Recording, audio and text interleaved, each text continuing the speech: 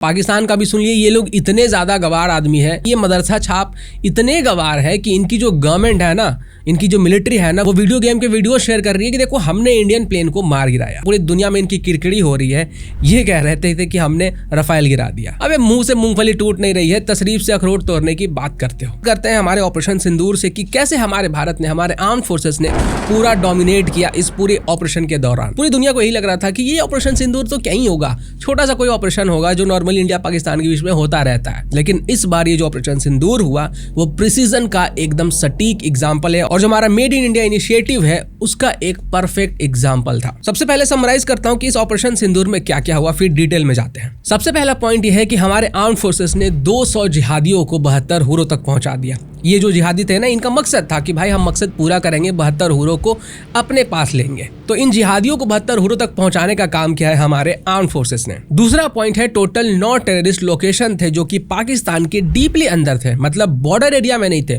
वो पाकिस्तान के डीप अंदर में थे, जहां तक पहुंचना बहुत मुश्किल था।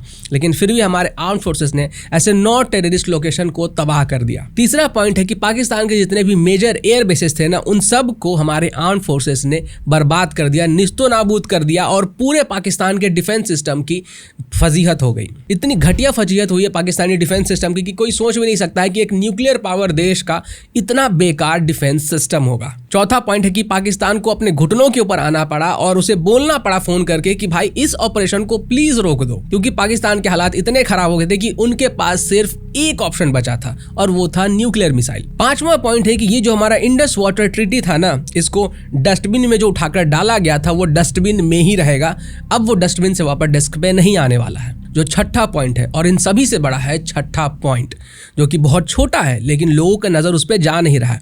इंडिया ने ये स्टेटमेंट दिया है कि अब अगर इसके बाद कोई भी टेरर अटैक होता है, पाकिस्तान जिसमें इन्वॉल्व होता है, तो ये एक्ट ऑफ वॉर होगा। मतलब इंडिया जब चाहे तब पाकिस्तान पे वॉर डिक्लेयर कर सकता है और पाकिस्तान को नक्शे से समतल कर सकता है, जैसा कि इनके किताबों में लिखा हुआ है कि धरती चपटी है। अब बहुत सारे लोगों के मन में ये सवाल आ रहा होगा कि भाई पाकिस्तान को हमने खत्म क्यों नहीं कर दिया। देखिए, किसी भी न्यूक्लियर पावर कंट्री को खत्म करना इतना आसान नहीं है। प्रॉब्लम यह है कि एक भिखारी के पास लूज करने के लिए कुछ भी नहीं है। उसे पता है कि वो भिखमंगा हो चुका है और इसलिए उसे किसी बात का डर नहीं है। वो ऑलरेडी सड़क के ऊपर है, ना तो उसके पास खाने को पैसे है, ना ही भाई रहने के लिए घर है। वो सिर्फ और सिर्फ लोगों के भीख पर जिंदा है, यानी कि वेस्टर्न कंट्रीज के भीख पर जिंदा है। लेकिन हमारी कंट्री के अंदर तो ऐसी सिचुएशन नहीं है। हमारी कंट्री तो फल फूल रही है भाई। अब तो हम लोग जीडीपी में चौथे नंबर पर आ चुके हैं और हमारा देश बहुत अच्छा परफॉर्म कर रहा है। अब देखिए, जब ऑपरेशन सिंदूर का शुरुआत हुआ था तो हमने पहले ड्रोन्स वगैरह भेजे थे, जिसको कि पाकिस्तान का एयर डिफेंस एक भी ड्रोन को इंटरसेप्ट तक नहीं कर पाया, और ये लोग बात कर रहे थे कि हमने रफाल गिरा दिया। खैर, इसके बाद जो ऑपरेशन सिंदूर का फेज 2 स्टार्ट होता है तो हमने सिर्फ 90 मिनट के अंदर पाकिस्तान के 11 मेजर एयर बेसेस को तबाह कर दिया। और हमने जो तबाह किया है ना, वो सिर्फ ऐसा नहीं है कि हमने कहीं पे भी मिसाइल मार दिया, जी नहीं। हमारे जो मिसाइल लगे हैं ना, वो पिन पॉइंट एक्यूरेसी से मारे गए हैं। तो ये जो हमने 11 मेजर एयर बेसेस को तबाह किया ना, उसमें एक सरगोडा एयर बेस भी था। अब ये जो सरगोडा एयर बेस है, ये एक न्यूक्लियर हब के जैसा है। अब जो हमारे मिसाइल के कारण डिस्ट्रक्शन हुआ ना, उसके कारण ये जो न्यूक्लियर हब था वो भी डैमेज हुआ, और इसके कारण क्या हुआ भाई, रेडिएशन फैला। तो अमेरिका के कान खड़े हो जाते हैं। आपको तो पता है कि ये लोग तो हर तरफ ताक झाक करते रहते हैं, और अमेरिकन न्यूक्लियर एजेंसी का जो एरोप्लेन है वो पाकिस्तान में लैंड होता है। ये वहां पे छानबीन करता है कि भाई कितना ज्यादा डैमेज हुआ है, कितना रेडिएशन फैला है, क्या इससे कोई खतरा तो नहीं है। और जब अमेरिका को लग जाता है कि भाई साहब अब ये जो चीजें है ना वो नेक्स्ट लेवल जा सकती है, ट्रेलर में ऑपरेशन सिंदूर में इंडिया ने इतनी ज्यादा तबाही कर दी है, तो अगर इंडिया मिलिट्री ऑपरेशन करता है फिर क्या हालत होगी पाकिस्तान की। और यही रीजन था कि अमेरिका बीच में आता है, पाकिस्तान को फोन करके कहता है कि तुम सीज फायर करो और इंडियन गवर्नमेंट से बात करो कि वो भी अटैक ना करे, वो भी सीज फायर करे। अब देखिए, हमारा जो पहले से ही स्टैंड था ना, ये यही था कि हम ऑपरेशन सिंदूर कर रहे हैं, हम टेररिस्ट को मारने जा रहे हैं, ना कि हम पाकिस्तानी आर्मी को अटैक करने जा रहे हैं। हमारा काम था टेररिस्ट को खत्म करना, जो कि हमने बहुतों को उनके 72 हुरों तक पहुंचा दिया है। हमने शुरू से ये कह के रखा था कि अगर पाकिस्तान किसी भी तरीके का कोई रिटेलिएशन नहीं करता है तो हम भी जवाबी कार्रवाई नहीं करेंगे, लेकिन अगर पाकिस्तानी आर्मी कोई जवाबी कार्रवाई करता है तब फिर हम उन्हें दिखाएंगे कि इंडियन आर्मी क्या कर सकती है। तो पाकिस्तान सीज फायर के लिए अग्री हो जाता है और इंडिया को फोन लगाता है कि हम सीज फायर करने के लिए रेडी हैं। अब ये जो फोन किया गया था, ये 3:30 बजे के के आसपास किया गया था और जो हमारे सेक्रेटरी साहब थे वो आके ब्रीफिंग करते हैं अराउंड 6 बजे के आसपास। लेकिन बीच में ही ये जो ट्रंप है ना, मैंने आपको बताया ना यूएसए बहुत हिपोक्राइट है, लेकिन बीच में ही ट्रंप आके 5:30 बजे के आसपास क्रेडिट ले लेता है कि हमने सीज फायर रुकवाया है।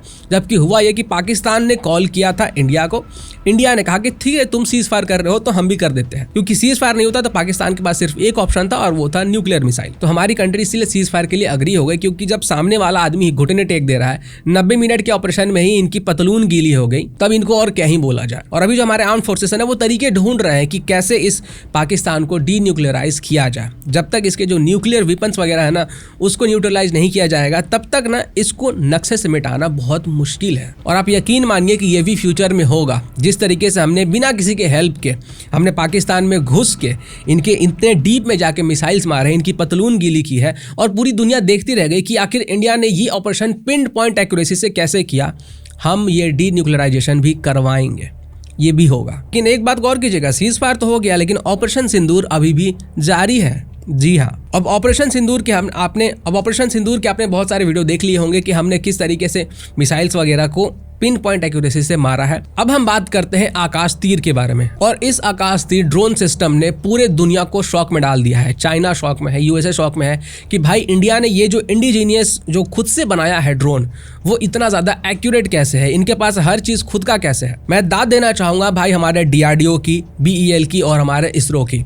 इन तीनों ने मिलकर इस पूरे आकाश तीर को बनाया जो इस वॉरफेयर में एस बनकर सामने आया है। ये आकाश तीर एक multi layered AI driven defence और असॉल्ट कमांड सिस्टम है जो कि इसरो के अर्थ ऑब्जर्वेशन सैटेलाइट्स के रियल टाइम सैटेलाइट इमेजरी का इस्तेमाल करता है। यहाँ तक कि लोकेशन के लिए ये हमारे नेविक GPS सिस्टम का इस्तेमाल करता है, ना कि यूएसए या फिर किसी और कंट्री के रिले का। और इसका इस्तेमाल करके प्रिसीजन मैपिंग और टारगेट लॉकिंग होता है और एक बार टारगेट लॉक हो गया उसके बाद पिन पॉइंट एक्यूरेसी से उसको मार गिराया जाता है। इसके साथ साथ ऑटोनोमस ड्रोन स्वार्म्स भी हैं। ड्रोन स्वार्म्स का मतलब होता है कि ड्रोन की एक पूरी टुकड़ी होती है जो कि जाकर अटैक करती है। It is a system of systems of drones, satellites, ground radar, mobile war room and AI processors into a self updating auto striking defensive cloud. और ये पूरी दुनिया को इसीलिए शॉक में डाल रहा है क्योंकि हर चीज हम लोग खुद का इस्तेमाल कर रहे हैं। इसको बनाया इसरो, DRDO और BEL ने है। इसरो के सैटेलाइट का हम लोग इस्तेमाल करते हैं रियल टाइम आंखों के जैसे।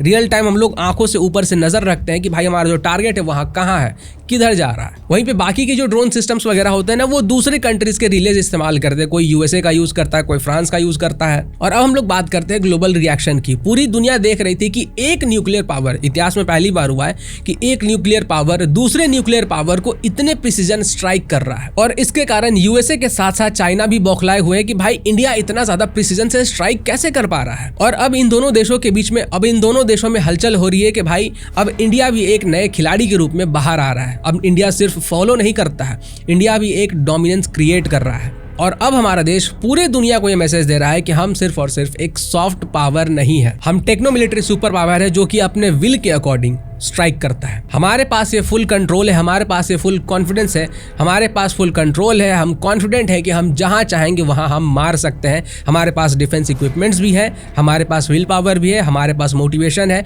और जनता का सपोर्ट भी है। बाकी कमेंट में जय हिंद लिखना मत भूलिएगा और उन लोगों के बलिदान को जरूर याद कीजिएगा जिन्होंने हमारे देश के लिए अपना बलिदान दिया। जय हिंद।